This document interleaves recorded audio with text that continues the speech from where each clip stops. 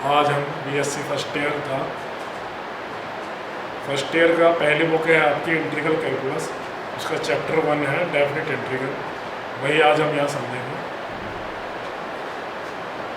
Definite integral समझने से पहले हमको समझना होगा डिफरेंशिएशन क्या होता है। देखो, आपने डिफरेंशिएशन इंटर में ही पढ़ के आए होंगे। ये फर्स्ट ऑर्डर डेरिवेटिव होता है, डी वाई होगा डी, जहाँ वाई क्या होता है डिपेंडेंट वेरिएबल और एक्स क्या होता है आपका इंडिपेंडेंट। डिफरेंशिएशन की अगर आप डेफिनेशन समझना चाहेंगे तो क्या बताता है कि how fast is something change at a particular moment, यानी कि एक पर्टिकुलर मोमेंट पर कोई चीज़ कितनी तेज़ी से चेंज हो रही है, उसी को कैलकुलेट करने के लिए हम मैथ में एक टर्म होती है डिफरेंशिएशन।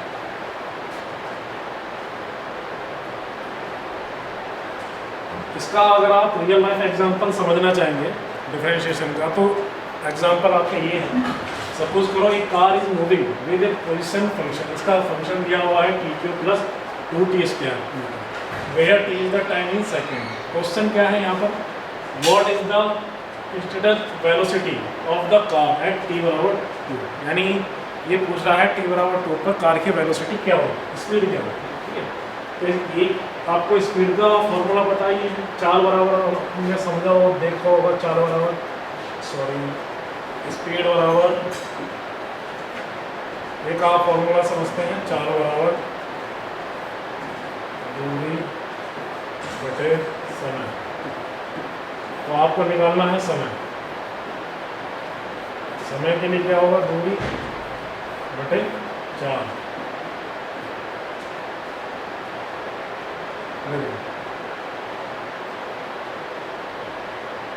यहाँ पे देखा आपने, ये आपको क्या निकालनी है, चाल निकालनी है। तो चाल बराबर आपका ये काम कर जाएगा फॉर्मूला, चाल बराबर दूरी बटे समय,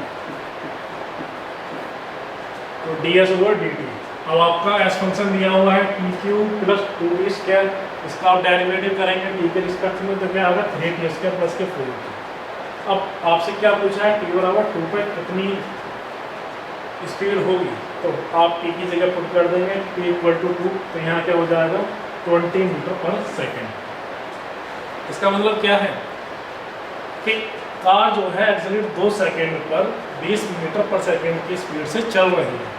ये आपको एग्जांपल है डिफरेंशिएशन। अब देखो इंटीग्रेशन क्या होता है। इंटीग्रेशन आपको बताता है how much has accumulated over an interval. इसका मीनिंग क्या है, सपोज हमारे पास एक, जैसा हमारा पहला एग्जांपल था कि चाल दूरी t बराबर 2 पे कितनी स्पीड से चल रही है कार, तो इस प्रकार से इंटीग्रेशन में इसका अपोजिट क्वेश्चन होता है। जैसे कि इसमें क्या है यहाँ पर question, how much total distance has the car travelled, यानी कि टोटल डिस्टेंस t बराबर 1 से जब इतना समय है आपका t बराबर 1, t बराबर 3 के बीच में कार कितनी दूरी, टोटल कितनी दूरी चली।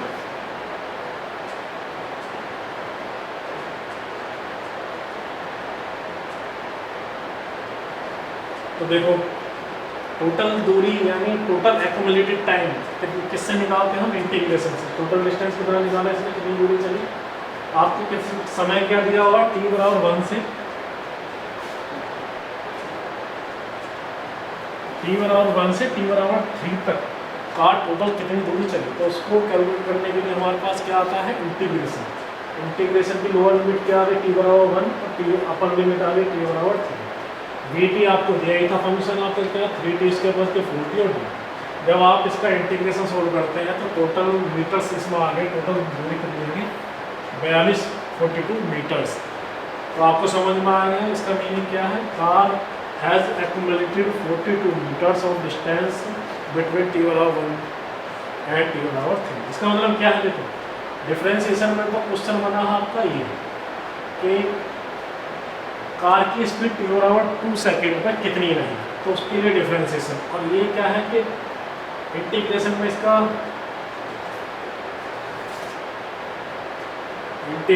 इसका टोटल अपोजिट क्वेश्चन होता है कि t बराबर 1 से और t बराबर इतने सेकंड पे, t बराबर 1 सेकंड और t बराबर 3 सेकंड पर टोटल कार कितनी चली हमारी, तो टोटल कितनी बताएगा, वो टोटल कौन बताता है, आपका इंटीग्रेशन। डिफरेंशिएशन का मीनिंग समझ में आ गया आपको, डिफरेंशिएशन इंटीग्रेशन में डिफरेंस समझ में आ गया आपको। डिफरेंशिएशन क्या है, किसी पर्टिकुलर टाइम पर कितना रेट ऑफ चेंज है, और इंटीग्रेशन क्या है आपका, टोटल दो टाइम के बीच में कितना एक्यूमुलेटेड हो रहा है, इंटीग्रेशन हो रहा है। अब इसके दो टाइप होते हैं आपकी इंटीग्रल के, इंडेफिनिट इंटीग्रल और डेफिनिट इंटीग्रल। इंडेफिनिट इंटीग्रल क्या होता है, जनरली एक एंटी डेरिवेटिव फंक्शन देता है आपको। Indefinite integral of a function is written as integration f(x) dx और f(x) प्लस के c, जहाँ ये f(x) क्या होता है आपका, f(x) is an anti derivative of f(x), small f(x). इसका मतलब क्या है, जब आप कैपिटल f(x) का डेरिवेटिव निकालेंगे तो वो आपका क्या हो जाएगा, आपका ओरिजिनल फंक्शन ही आ जाएगा। c इज द कांस्टेंट होता है integration because the derivative of any constant is 0। Integration क्या होता है, इसको आप इस तरीके से समझ सकते हैं, integration is the reverse process of the differentiation. ये कुछ बेसिक एग्जांपल है, सपोज करो ये देखो f(x) है आपका, a का क्या होता है इंटीग्रल ax प्लस के c। अगर आप इसका डेरिवेटिव निकालें तो आपको क्या जाए, पुनः आपका स्मॉल f(x) होगा, ये आ गया आपका कैपिटल f(x). देखो जैसे यहाँ दिखाते हैं, इंटीग्रेशन आपने निकाला f(x) dx कैसा होता है आपका f(x) प्लस c। तो इसका मतलब क्या है आपका, अगर आप जब a का निकालेंगे a dx, इसका क्या आ जाएगा आपका ax प्लस c। समझ में आ गया आपका f(x) हो गया ये। अगर आप f(x) का जो जिसकी वैल्यू है kx प्लस c, अगर आप इसका डेरिवेटिव निकालें तो क्या हो जाएगा, c की वैल्यू 0 हो जाएगी, प्लस k कांस्टेंट ऐसे रह जाएगा और x की वैल्यू हो जाएगी 1। तो इसका मतलब क्या हो गया, वैल्यू अभी जो आपका ओरिजिनल फंक्शन था, ठीक है। तो यही आपको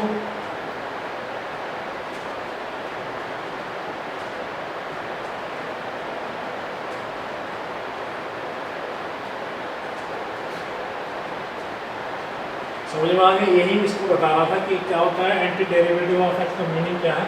अगर आप f कैपिटल F का डेरिवेटिव निकालें तो उसमें f(x) आपका ओरिजिनल फंक्शन आपको ऐसे पुनः मिल जाता है।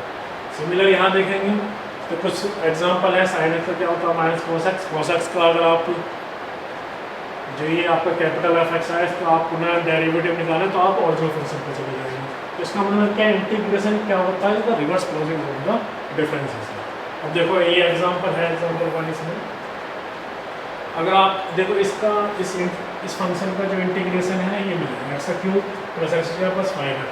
अगर आप इस फंक्शन का डेरिवेटिव निकालें तो आप दोबारा ओरिजिनल फंक्शन पर पहुंच जाएंगे, इसीलिए लिखा differentiation the answer you should get back the original function.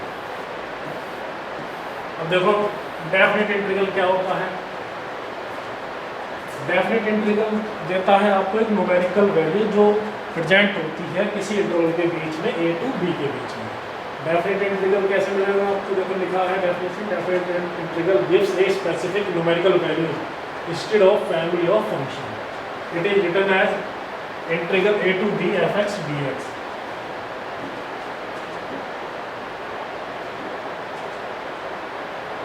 ये आपकी लोअर लिमिट कहलाती है,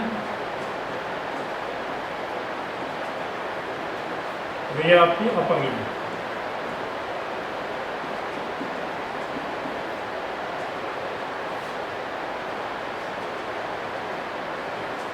ये डिफरेंस क्या है इनके बीच में, देखोगे आप इंडेफिनिट इंटीग्रल में फंक्शन प्लस c मिलता है आपको कांस्टेंट, और डेफिनिट इंटीग्रल में आपको एक एग्जैक्ट एक्यूमुलेटेड वैल्यू मिलती है। कुछ देखो रियल लाइफ एग्जांपल है आपके डेफिनिट इंटीग्रल की।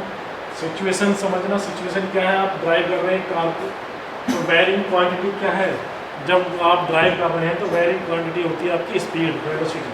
जब आप कार चलाते हैं तो कभी कार जो है बहुत तेज़ी स्पीड से चलती है, कभी कम से। व्हाट इज एक्यूमुलेटेड, कैलकुलेट क्या होना है, डिस्टेंस, कितनी डिस्टेंस आपने कवर करी। तो इसका फॉर्मूला क्या बनेगा, total distance equal to integral a to b v t d t. जो वी टी क्या होगा, आपका फंक्शन होगा इसका स्पीड का। सिमिलर देखो और भी एग्जांपल हैं, समझ सकते हैं हम।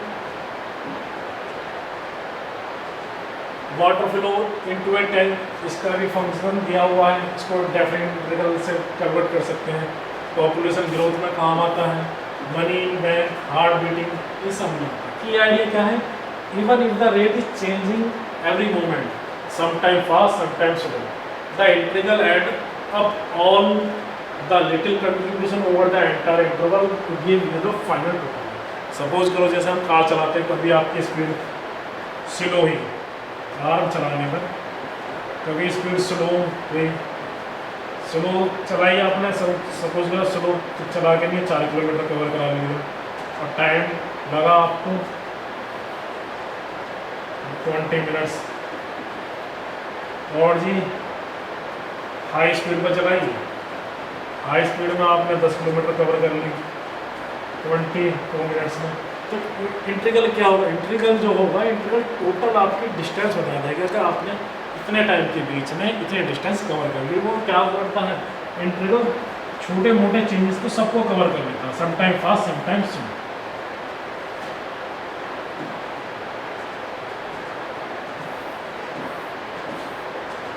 अब देखो ये है आपके next the fundamental theorem of calculus. ये क्या होता है, ये आपका रिलेशन दिखाता है डिफरेंशिएशन और इंटीग्रल के बीच में। सपोज करो पहला पार्ट क्या है इसका, देखो existence of anti derivative. Anti derivative हमने बताया था क्या, कैपिटल एफ एक्स। ठीक है, सपोज करो एफ क्या है, आपका एक कंटिन्यूस फंक्शन है क्लोज इंटरवल ए पे, then the function capital f x equal to integral a to x f t d t इस कंटिन्यूस होगा और डिफरेंशिएबल होगा इन पर, एंड जो इसका कैपिटल एफ एक्स का डेरिवेटिव निकालोगा आपका, वो क्या पुनः मिल जाएगा आपका ऑर्डिनल फंक्शन। इसी को हमने बोला था एंटी डेरिवेटिव। पहले पार्ट में क्या होगा, एंटी डेरिवेटिव एग्जिस्ट करता है। पार्ट 2 क्या है, इवोल्यूशन ऑफ थ्योरम। इफ ये जो फंक्शन है आपका कंटिन्यू एनी एंटी डेरिवेटिव है ऑफ इसका स्मॉल एफ का, capital F is any anti derivative of small F, that is capital F का जब डेरिवेटिव आप निकालते हैं तो स्मॉल एफ एक्स के बराबर होता है। तब आपकी थ्योरम क्या बता रही है, integration of f x from lower limit a to b f x d x किसके बराबर होगा, capital f b minus f a. इसको आप ऐसे समझ सकते हैं, सपोज करो हमने, चलो इसको आगे नेक्स्ट एग्जांपल से समझेंगे। एग्जांपल ये है, आपको एग्जांपल दिया हुआ है, लोअर लिमिट दी है 1 और अपर लिमिट 4, फंक्शन क्या दिया है 2x plus 1 into D x. समझ में आ गया, एफ एक्स क्या हो जाएगा आपका, anti derivative small F x क्या है आपका 2x प्लस, तो ये क्या हो जाएगा इसका एंटी डेरिवेटिव क्या हो जाएगा एक्स स्क्वायर प्लस के, यही तो होगा। अगर आप इसका डेरिवेटिव निकालने लगे तो क्या होगा 2x plus x, 2x plus 1, ये हो जाएगा x का 1 हो जाएगा, 2x स्क्वायर का 2x हो जाएगा। तो आपका एंटी डेरिवेटिव मिलेंगे इस फंक्शन का जो यहाँ स्मॉल एफ एक्स था 2x प्लस 1, इसका एंटी डेरिवेटिव एग्जिस्ट कर गया। तो थ्योरम क्या थी आपके पास, a to b f x d x की वैल्यू क्या होती थी, capital f b minus f capital f a. तो क्या हो गया देखो, इसमें आ जाएगा आपका x square plus x, capital f के साथ अपने निकाल लीजिए और इस पर लिमिट अप्लाई कर दो 1 to 4, तो ये आपका फाइनल आंसर यहाँ मिलेगा। ये आपके थ्योरम का fundamental theorem of calculus. Next चलते हैं प्रॉपर्टीज। देखो डेफिनेट इंटीग्रल की प्रॉपर्टीज होती है। पहले प्रॉपर्टी हो गई आपकी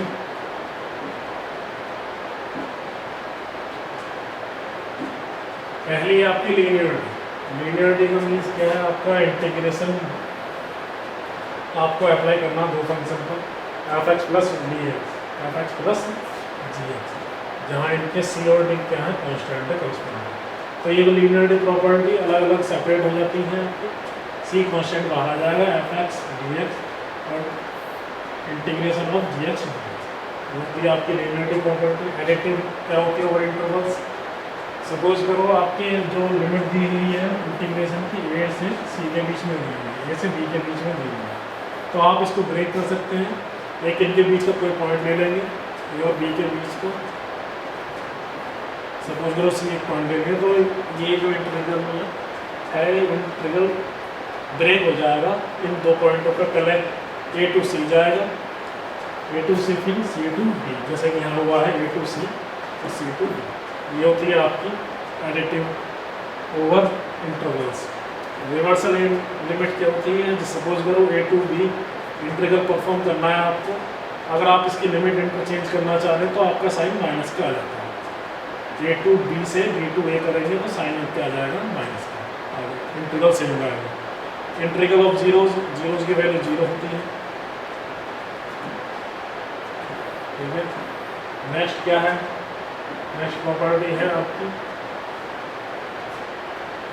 इंटीग्रल ऑफ कांस्टेंट। कांस्टेंट का आप समझते ही हैं, कांस्टेंट बाहर आ जाता है, ये बाहर आ जाएगा। इंटीग्रल परफॉर्म करना है आपको 1 dx, इसकी वैल्यू क्या हो जाएगी x, x पे आप लिमिट पुट कर देंगे a टू b, तो आंसर क्या आ जाएगा k b माइनस। कंपैरिजन क्या है, या फिर आपका जैसे ही दिखा रहा है एफ एक्स लेस देन है आपका जी एक्स या इक्वल टू, देन आपका इंटीग्रल भी यही कंपैरिजन फॉलो करेगा आपको, a to b f x d x less than equal to होगा a to b g x, ठीक है। ये प्रॉपर्टीज है इंटीग्रल, डेफिनेट इंटीग्रल की।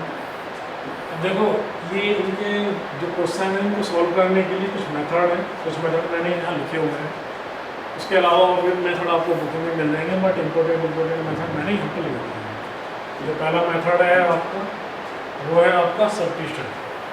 सब्स्टिट्यूशन में क्या करते हैं, हम किसी फंक्शन को रिप्लेस करते हैं। जैसे पहला एग्जांपल क्या है, 0 से 1 के बीच में ये इवेल्यूट करना है इंटीग्रल x इंटू ई एक्स स्क्वायर। तो हमने माना u बराबर एक्स स्क्वायर, देखिए u बराबर एक्स स्क्वायर मान लिया, देन डी यू को निकालोगे आप, तो डी यू क्या हो जाएगा 2x और dx, तो इससे क्या मिल जाएगा half D you over x D. तो समझे, ये चेंज हो गया आपका। अब देखो कि इसमें x और dx की जगह क्या आ जाएगा आपका, x और dx 1/2 ये डी यू आ जाएगा, और ई यू क्या बन जाएगा आपका, जो ई एक्स स्क्वायर था वो ई यू। अब इसको आप सॉल्व कर लीजिए, आपको है ना इंटीग्रल की वैल्यू मिल जाती है। और दूसरी बात वही कौन, जब हम इसमें फंक्शन मानते हैं तो आपकी लिमिट भी चेंज होती है। आपने क्या माना था, यू बराबर एक्स स्क्वायर को माना था आपने, तो देखो अभी अच्छा लिमिट चेंज हो गया, एक्स की लिमिट आपकी दी हुई है एक्स बराबर क्या है आपका 0, तो यू भी क्या हो जाएगा आपका 0, और वह एक्स बराबर क्या है आपका 1, तो यू भी क्या हो जाएगा आपका 1। तो लिमिट कैसे रह जाएंगे आपकी 0 से 1, ठीक है। नेक्स्ट चलते हैं, अनदर एग्जांपल सिमिलर है, और ये आप कर लेंगे सभी लोग। देखो नेक्स्ट पार्ट है आपका इंटीग्रेशन बाय पार्ट। ये भी आपने देखा होगा पहले क्या है, इसका चयन रूल की तरह ही होता है। जैसे आपको निकालना है यू वी का इंटरवल निकालना है आपको। सपोज करो दो फंक्शन आपको सपोज करो आपकी इंटीग्रल निकालना है, जो प्रोडक्ट फॉर्म में लिखा हुआ है। जैसे क्या है, पहला एग्जांपल दिया है 1 to e, और आपको क्या है x log x और डी। आपको दिखाई देगा फंक्शन जो है, तो फंक्शन को प्रोडक्ट के रूप में लिखा हुआ है। पहला फंक्शन ये, दूसरा फंक्शन ये आप इसको मान लीजिए, इसको मान लीजिए। तो देखो इसका इंटीग्रल निकालने का क्या टर्म है, पहले आप इसको निकालेंगे फर्स्ट पार्ट को फर्स्ट सेकंड मान लो आप इसमें, फर्स्ट इसमें log x मान लिया, सेकंड में मान लिया एक्स स्क्वायर एक्स मान लिया। तो देखो इसमें कैसे करते हैं, फर्स्ट फंक्शन को छोड़ दिया, log x को छोड़ दिया, इसका क्या आ जाएगा x का एक्स स्क्वायर बाई 2 माइनस के जो आपका पहला फंक्शन है इसका हो जाएगा एक्स स्क्वायर बाई 2 और जी log x हो जाएगा आपके साथ एक्स dx। और इसको सॉल्व करेंगे तो पूरी वैल्यू हो जाएगी x square by 2 log x minus x square upon 4 plus c. अब देखो डेफिनेट इंटीग्रल की अब इसमें लिमिट परफॉर्म करनी है, आगे क्या करेंगे आप इसकी लिमिट परफॉर्म कर देंगे, जो आपकी वैल्यू आएगी इसमें लिमिट परफॉर्म कर देंगे तो आगे से मिल जाएगा आपको ये स्क्वायर प्लस 1 बाई 4। नेक्स्ट और क्या है, देखो कुछ ट्रिग्नोमेट्री फंक्शन है, कुछ इनके आइडेंटिटी की हेल्प ले लेते हैं, जैसे कि जो भी ट्रिग्नोमेट्रिक्स आइडेंटिटीज हैं उनकी हेल्प लेके नहीं हम इंटीग्रल को सॉल्व कर लेते हैं। जैसे इसमें क्या है साइन का क्यूब एक्स डी एक्स, किसके बीच में करना है 0 से पाई बाई 2 के बीच में। तो इसको देखो कैसे लिखा हुआ है इसमें, पहले इसने लिखा है 0 से pi by 2 sine x into sine square x. उसके बाद में क्या करा हुआ जो पर आइडेंटिटी लिखी हुई है उससे वैल्यू निकालने कॉस। आप जानते हैं sine square x plus cos square x की वैल्यू क्या होती है 1। तो यहाँ से साइन स्क्वायर एक्स की वैल्यू क्या जाएगी कॉस स्क्वायर एक्स 1 माइनस इधर जाएगा तो 1 माइनस कॉस स्क्वायर एक्स, वही इसलिए यहाँ पर रखनी है। और आप देखें चेंज कर लिए, चेंज करने के बाद में फिर दोबारा वही जो आपने पहली सब्स्टिट्यूशन वाला था मेथड उसमें क्या कर लिया cos x को u मान लिया, du निकालेंगे माइनस के sin x हो जाएगा, लिमिट चेंज करा देंगे, लिमिट क्या चेंज हो जाएगी 1 से 0 हो जाएगी, पूरा फंक्शन u में चेंज होकर आ जाएगा। u का जब इंटीग्रेशन परफॉर्म कर देंगे, इंटीग्रेशन परफॉर्म करने वाला लिमिट परफॉर्म करने के बाद में आपको फाइनल आंसर मिल जाएगा 2/3। नेक्स्ट क्या है पार्शियल फ्रैक्शन। जब आप देख रहे हैं इस प्रकार से लिखा हो function 1 upon x minus 1 x minus factorial के रूप में लिखा हो, पार्शियल फ्रैक्शन के रूप में लिखा हो, और आपको इसके बाद इसके पार्शियल फ्रैक्शन निकालने होते हैं।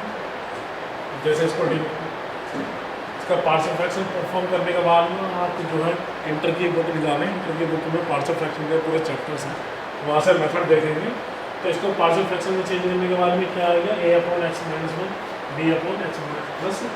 जब पार्शियल फ्रैक्शन परफॉर्म कर लेंगे हम, पार्शियल फ्रैक्शन करने के बाद में एक बी की वैल्यू आ जाएगी, और पूरा जो फंक्शन है ये 1 अपॉन एक्स माइनस 1 और x प्लस 1 ये किसमें चेंज हो जाएगा आपका, जैसे कि लिखा हुआ है दोनों की वैल्यू 1/2 है, तो ये जाएगा 1/2 1 upon x minus 1 plus 1/2 1 upon x plus 1।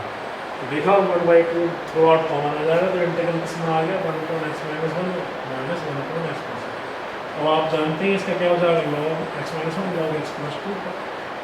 Limit perform करने के बाद में आपका आंसर पूरा ही है। ये है पार्शियल फ्रैक्शन का यूज भी होता है डेफिनेट इंटीग्रल सॉल्व करने।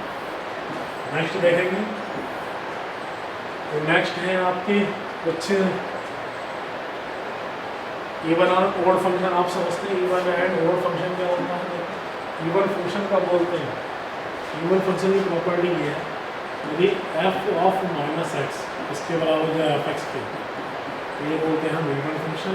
जैसे कि इसका एग्जांपल मान लें हम f x is equal to x square, तो देखेंगे एफ ऑफ माइनस एक्स करने पर फिर दोबारा माइनस एक्स का होल स्क्वायर करेंगे, फिर दोबारा एक्स स्क्वायर आगे, जो कि बराबर इसको बोलते हैं इवन फंक्शन। अगर ये नहीं आएगा, यदि एफ ऑफ एक्स माइनस के एफ ऑफ एक्स हो जाएगा, तो इसको बोलते हैं हम ऑड फंक्शन। ऑड फंक्शन में देखो इनका क्या फंक्शन है, ये इवन फंक्शन आपको दिखाई दे रहा है। इवन फंक्शन में ये प्रॉपर्टी है इंटीग्रल वाइस हो जाएगा 0 से 2, इसको सॉल्व करने पर आ जाएगा ये। अगर ऑड फंक्शन है तो ऑड फंक्शन की वैल्यू क्या मिलती है आपको 0। यहाँ पर कुछ इम्पोर्टेंट फॉर्मूले आगे लिखे हुए हैं, ये है वालिज फॉर्मूला। वालिस फार्मूला साइन और कॉस के इंटीग्रेशन परफॉर्म करने के लिए यूज होते हैं, जो आपको आगे कंपटीशन एग्जाम में बहुत यूज होता है। देखा, ये है आपका वाली का फॉर्मूला। वाली का फॉर्मूला दोनों पर परफॉर्म होता है, और जो इंटीग्रल की लिमिट होती है 0 से π/2, 0 से π/2 साइन। अब आप इस वाली के फॉर्मूले से कितनी वैल्यू निकाल सकते हैं?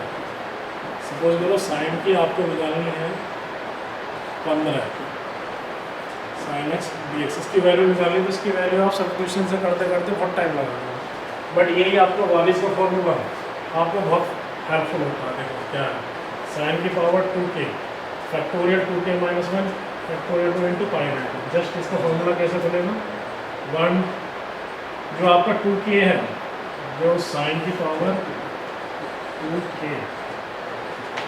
x है, तो कैसे खोलेंगे, ऊपर आएंगे ऑड नंबर 2k - 1 तक, सपोज करो 15 है, तो साइन की पावर 2k की फॉर्म में लिखा हुआ है, तो ये आपने वाला 16 लिखा हुआ है 16, तो क्या जाएगा 2 × 8, यानी कि 15 तक आपको ऑड नंबर फाइंड करने हैं, 1 3 5 7 9 11 13, ठीक है। और नीचे आपके इवन फंक्शन आ गए 2 4 6 8 10 12 14 × π/2, ये आपकी वैल्यू जाएगी साइन 16, ठीक है। सिमिलर देखो, ये किसमें होता है, जब इवन नंबर है, और ये जब कब आ रहा है, जब आपका पावर जो होगी वो ऑड नंबर होगी, 2k + 1। देख लेना, इवन नंबर में क्या है, ऊपर ऑड नंबर आते हैं, नीचे इवन नंबर × π/2, और जी ऑड में क्या है आपका, ऊपर इवन नंबर, नीचे ऑड।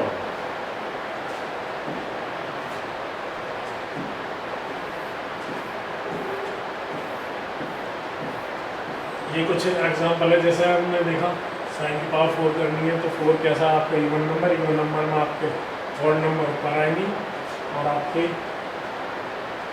4 तक जब आप देखते हैं 4 तक जो है, जैसे 4 है, तो 4 तक के ऑड नंबर आ जाएंगे 1 × 3, और जी नीचे क्या आ जाएंगे, इवन नंबर 2 × 4 × π/2, ये आपका आंसर हो गया। अब ऑड में देखेंगे, तो ऑड में आपके इवन नंबर ऊपर आ जाएंगे 2 × 4, नीचे ऑड नंबर नीचे आ जाएंगे 3। इसमें जस्ट ये ध्यान देना, इवन पावर में π/2 ये आता है साथ में मल्टीप्लिकेशन, और ऑड में π/2 नहीं।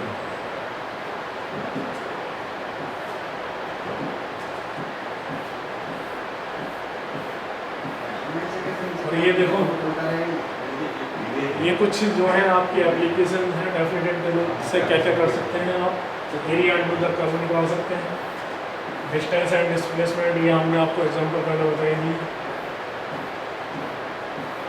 फिजिक्स में भी यूज होता है, जैसे वर्क डन निकालने के लिए, average value of a function निकालने के लिए। इकोनॉमिक्स में यानी इंटीग्रल तो आप देखेंगे हर कहीं, स्टैटिक्स वगैरह इकोनॉमिक्स में सब नहीं मिलता, तो आइए आपको सब जगह हेल्प करें। धन्यवाद।